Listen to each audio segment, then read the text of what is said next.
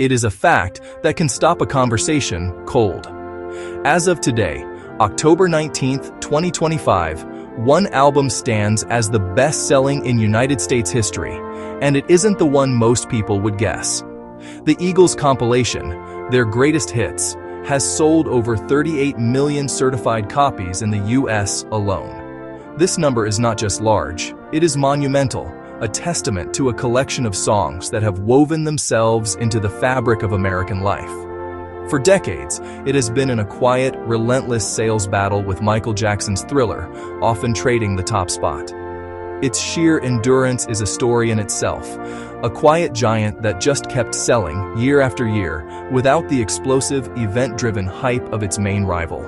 The release of this album in February 1976 was almost deceptively simple. It was not a grand artistic statement or a concept album. Instead, it was a practical, almost commercial decision to bundle the band's most successful songs from their first 4 years into a single, accessible package. Take It Easy, Witchy Woman, Lion Eyes, Already Gone, Desperado, One of These Nights, Tequila Sunrise, Take It to the Limit, Peaceful Easy Feeling, Best of My Love. Each song was already a proven winner, a familiar friend to millions of listeners who heard them pouring from car stereos and kitchen radios across the country.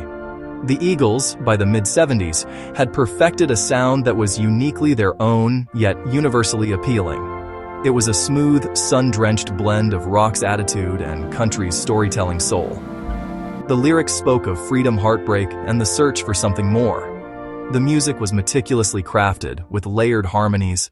The sales race between this compilation and Michael Jackson's Thriller is one of modern music's most fascinating subplots. Thriller was a global phenomenon driven by groundbreaking music videos powered by Jackson's superstar presence.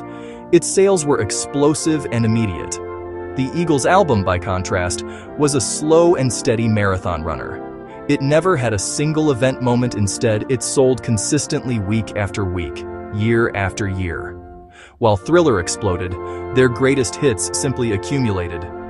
This longevity is a product of its format and era. Released at the zenith of the vinyl age, it became an LP cornerstone. When cassettes took over, people bought it again for their cars. Then, with the compact disc in the 80s, a new generation repurchased it for pristine digital sound. The RIAA had to update certification multiple times as the album moved units across changing formats. Its journey from vinyl to CD to digital downloads to streaming platforms shows rare cross-generational appeal. The album's popularity speaks to timeless songwriting. The themes are universal: love, loss, freedom, the bittersweet passage of time. In the grand narrative of popular music, their greatest hits holds a unique and unassailable position. It is more than just a compilation, it is a cultural artifact. For millions of people, this album is the Eagles. Its 10 songs represent a definitive chapter of 1970s American sound, capturing when country-inflected rock spoke to a nation's soul. Its record-breaking sales are not mere trivia, they show deep and lasting cultural penetration.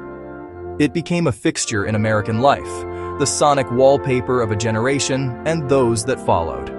Before playlists and algorithms, a greatest hits was the primary way to summarize an artist. The Eagles and their label assembled the perfect package: the song selection, the sequencing, the simple yet iconic artwork. It set the gold standard for what a hits compilation could achieve. Even now, in the streaming era, the influence of this compilation persists. The songs still rack up billions of streams, proving their appeal to listeners who may never have held a physical copy. Ultimately, this record is not just the album that beat Thriller, it is a landmark defining its own category of success.